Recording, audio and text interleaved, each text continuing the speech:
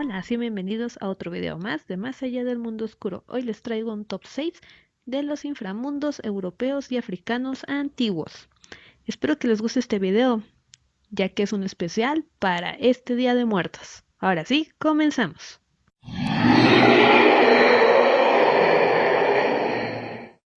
Griegos y romanos. Se dice que para llegar al más allá tenían que hacer una ceremonia a los difuntos porque los manes, deidades domésticas que representaban a los difuntos de los antepasados, se negaban a coger un difunto porque no estaba purificado. Pero como tampoco podían volver a la vida, se encontraban atrapados entre dos mundos. Al encontrarse en esta situación adoptaban una actitud de venganza contra los vivos. Debajo de la lengua se les colocaba una pequeña moneda de plata. Se trataba de un obolo, que el difunto tendrá que pagar a Caronte, el barquero de la laguna Estiga, que transportaba a la otra orilla a los muertos. Con esta ceremonia de origen etrusco, los romanos despedían a la vida terrenal a los allegados que expiraban su último aliento y se preparaban a su viaje al más allá. En la orilla, el muerto se topará con el can cancerbero, el perro de tres cabezas que pertenece a Plutón o Hades, dios del inframundo. El Can tratará de ser amistoso, excepto si trata de salir sin su autorización. En este largo devenir por el mundo de los muertos, el alma se encontrará con tres jueces, Minos, Radamantos y Aucus, quienes te preguntarán sobre su vida. Tras relatársela, se ungirá con un agua de río Leta, uno de los 5 que discurría en el inframundo. El fluido le purgará y permitirá olvidar su existencia terrenal. Se devolvía al río a través de Estiga como obsequio para el Can cancerbero. Sin embargo, Plutón o Hades, a pesar de ser el dios de la muerte, no decidía quién vivía o quién moría. Tal compromiso lo determinaban las tres parcas, Nona, Décima y Morta, una de las deidades de origen griego que se personifican el destino, regido de la vida y los acontecimientos humanos. En el mundo romano, no se consideraba que la existencia era una condena eterna en el inframundo, aunque se podía permanecer mucho tiempo. El castigo dependía del crimen cometido en vida. El fallecido era enviado a los Campos Elíseos, una versión del paraíso, si había sido un buen guerrero a la llanura de Osfodel, si había sido un ciudadano ejemplar o por el contrario al Tártaros, donde debía pagar la penitencia si había osado ofender a los dioses. Allí sería castigado hasta que su deuda con la sociedad se hubiera satisfecho.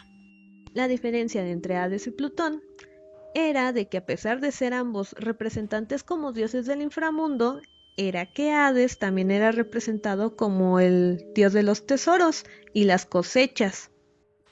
Mientras tanto, el Tártaros era como el sótano de Hades, mientras que en este último se situaba más allá del océano, donde se perdía en el horizonte y en los confines de la tierra.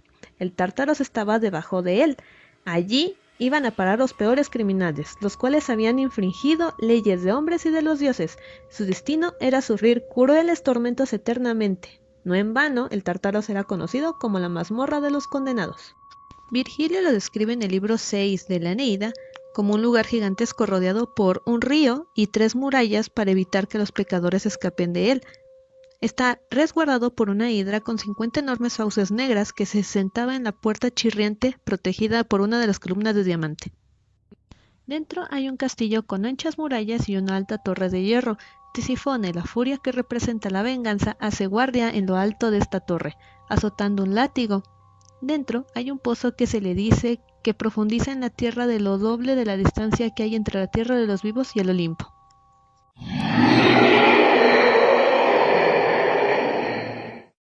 Celtas. Existen dos denominaciones del otro mundo celta, muy comunes en los ciclos mitológicos irlandeses. Uno es Tirnagnog, la tierra de los bienaventurados, un lugar eternamente verde que fue visitado por el caudillo pagano Oisin, junto con sus compañeros, y con posteridad aparecerá como un lugar común en múltiples cuentos de hadas. Y Magmel, la planicie del deleite que según la leyenda está regida por un rey fomiriano tetra, si bien en otras versiones su gobernante es el dios del mar, Manan. Las islas del paraíso asumen diversas formas y nombres dependiendo del relato y del país en cuestión. También en la mitología céltica el manzano es el árbol del otro mundo por antonomasia. Aparece como un lugar común en la multitud de Shtrein irlandés, así como en diferentes relatos galeses.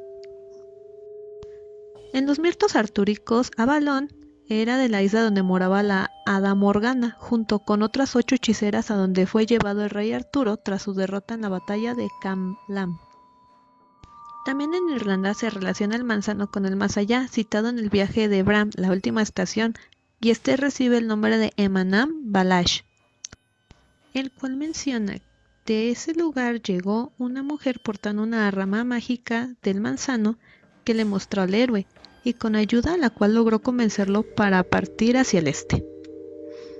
También el navegante Mael Dupuy visitó dicha isla que estaba cubierta de un espeso bosque del que arrancó una rama. Entonces 3 días y 3 noches permaneció la rama en su mano, y al cuarto día habían nacido 3 manzanas en el extremo de la rama. Durante 40 días cada una de las manzanas bastó como alimento. Es conocida asimismo en la mitología irlandesa la historia del rey supremo Cormac, al cual mientras reposaba sobre las murallas de Tara se le apareció un mensajero del país de las hadas que le ofreció la rama mágica, de la cual pedía 3 manzanas de oro a cambio de 3 deseos. Otra historia se puede encontrar en el libro de Taliesin. Se contiene un poema de Prelun Anum, en el cual se relata el viaje del rey Arturo a Anum, el inframundo galés, para llevarse a aquel lugar un caldero mágico entre cuyas propiedades se encontraba la de proporcionar comida en abundancia. En la mitología céltica son muy sutiles las menciones de su inframundo. En pocas ocasiones se le hace mención en sus diversas historias, como en los pequeños fragmentos de las historias que oyeron.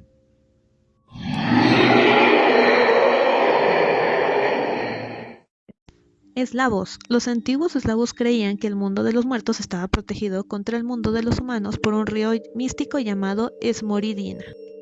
Esta versión menos famosa del río Estigia también formaba una frontera entre la tierra y el inframundo en el concepto eslavo del más allá. Los antiguos eslavos cremaban a sus muertos solo al atardecer.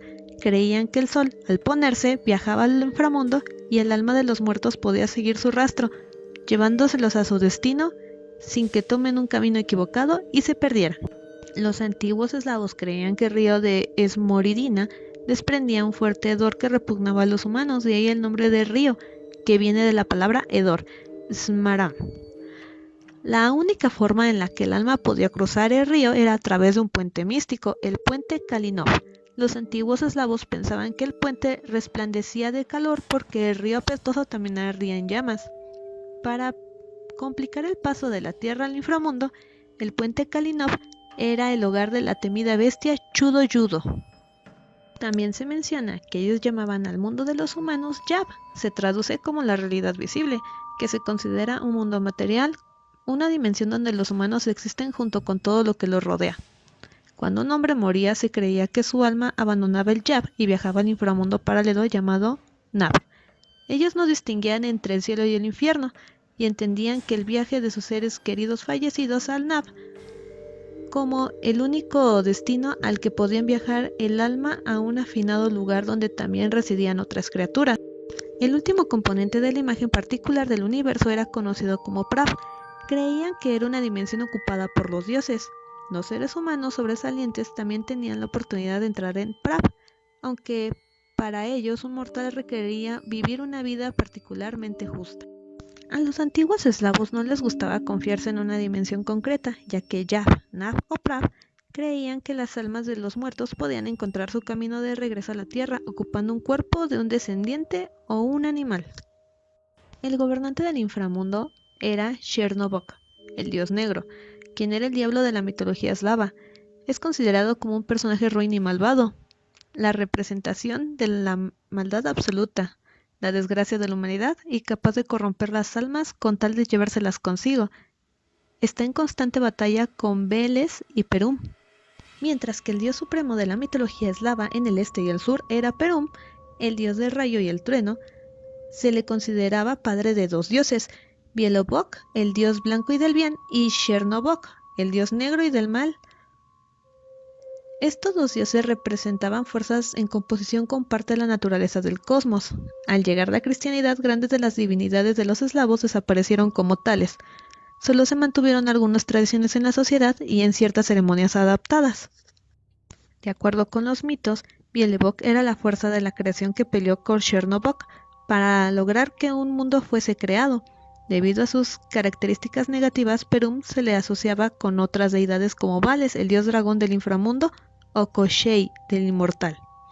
Cabe mencionar aquí que en este ser aún un venerado de cierta forma, que el sur de las regiones eslavas existe la frase Dolzalboga, significa el dios malo, la cual es usada para expresar algo extremadamente malo, mientras que en Ucrania se dice la maldición que es del dios negro de extermine.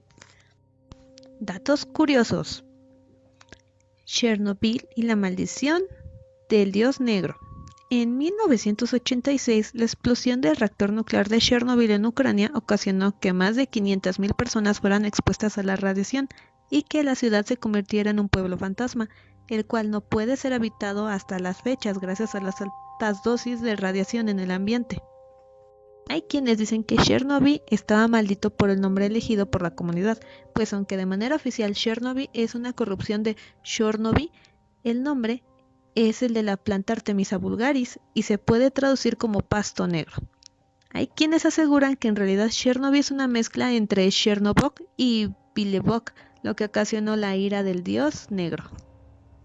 Otro dato curioso es que en la película animada de Walt Disney, Fantasía, Chernobog es el personaje principal del fragmento inspirado en la conmoción de la noche de la montaña desnuda. Chernobog aparece en la cima de la montaña desnuda y convoca un ejército de seres infernales que danzan en él en la noche del Walpurgis.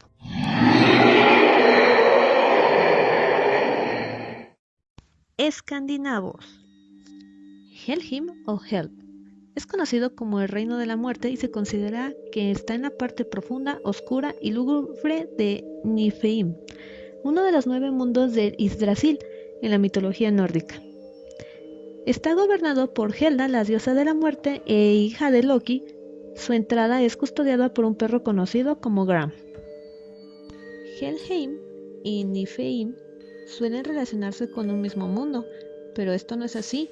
Niflheim es el reino del frío, el hielo y la oscuridad principalmente, y aunque también son propias en él la muerte y la perdición, donde se dan estas dos últimas específicamente es en Heim, la capital de la muerte. En este mundo terminaban los que habían muerto por enfermedad o vejez. Una vez se entraba en él, ni siquiera los dioses podían salir a causa del interminable, inagotable, intransmisible río Gjoll que lo rodeaba. Por supuesto, todos los criminales irán al Heim, pero para esto hay unas áreas especiales dentro del Heim. El Nastrand, playa de cadáveres, también conocido como Nastrop y Nastradir, es una sala dentro del reino de Hel, donde irán las almas de las personas viles, los asesinos, los perjurios y los mentirosos notorios. También en Natard, como en el resto del Heim, el sol nunca brilla y los puertos de la sala se abren solo hacia el norte.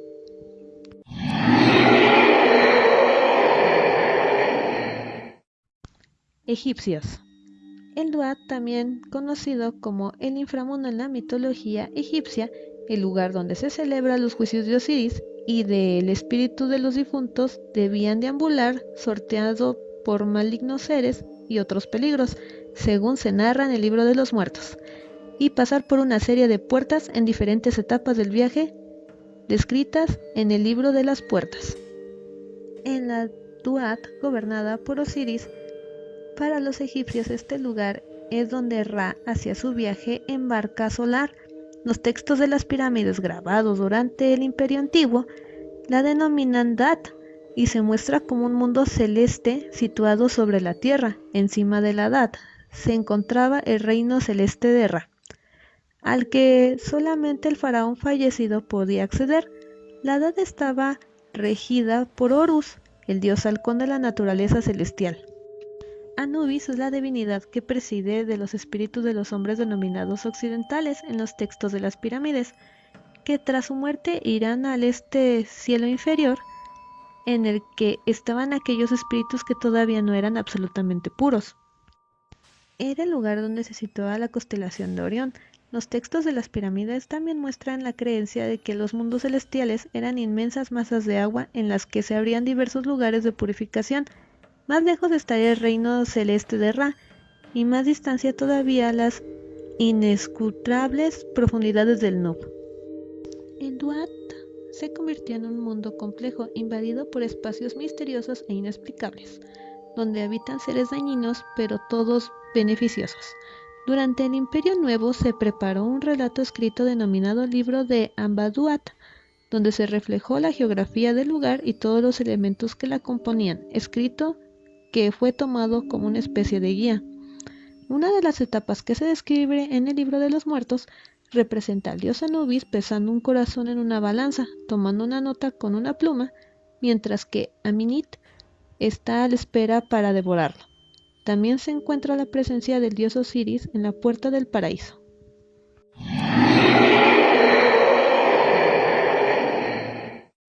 Fenicios. Cabe mencionar que no existe una versión del inframundo como en las culturas antes mencionadas, ya que para que quede claro, se tiene que hablar del combate entre Baal y Mot, principales dioses de esta mitología. Mot resuelve no sostener a Baal, en represalia por la derrota de Yam. Mot es el dios de la muerte y el inframundo. Baal, sorpresivamente, se rinde ante Mot y acepta descender al inframundo para morir, bajo la condición que siga habiendo fertilidad en la tierra de los humanos. La mitología ugarítica explica la muerte como al ser tragado por las fauces del hambriento Mot y Baal. Aun siendo un dios, estaría sometido a esta misma mortalidad. Baal desciende al inframundo y muere, lo cual genera los lamentos de él y Anat, aunque Anat sospecha que él y los demás dioses secretamente se alegran de la muerte de su esposo. Como sea, con Baal muerto, hay que buscar quién lo reemplace como el rey de los dioses. Él elige a Atar. Este dios, sin embargo, se comprueba incapaz de ejercer tal función, lo cual deja a Mot como el único posible heredero al trono. Un eventual reino de Mot conllevaría la extinción de la vida en la tierra, y por eso Anat decide ir al rescate de su difunto esposo Baal del vientre de Mot, para así hacerlo regresar a la vida. Cuando en efecto Anat desciende a luchar contra Mot y lo mata, logra revivir a Baal, lo cual alegra a los dioses de Safón, especialmente a él, que veía con preocupación un reinado de Mot. Anat, junto con Shaphash, buscan el cuerpo revivido de Baal. Baal, no obstante, no puede subir al trono inmediatamente, sino que debe luchar contra Mot para ganar su título. Mot, como se ve, muere y no muere, lo cual es típico de esta teología de Ugarit. Se siguen varios enfrentamientos encarnizados entre Baal y Mot hasta que es debilitado Mot y se rinde, aconsejado por Shaphash.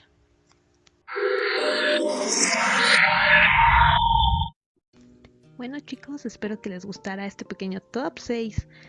Fue difícil encontrar algunos, como por ejemplo el de los eslavos, por poca descripción que existe de este, ya que depende de la historia o región cambia.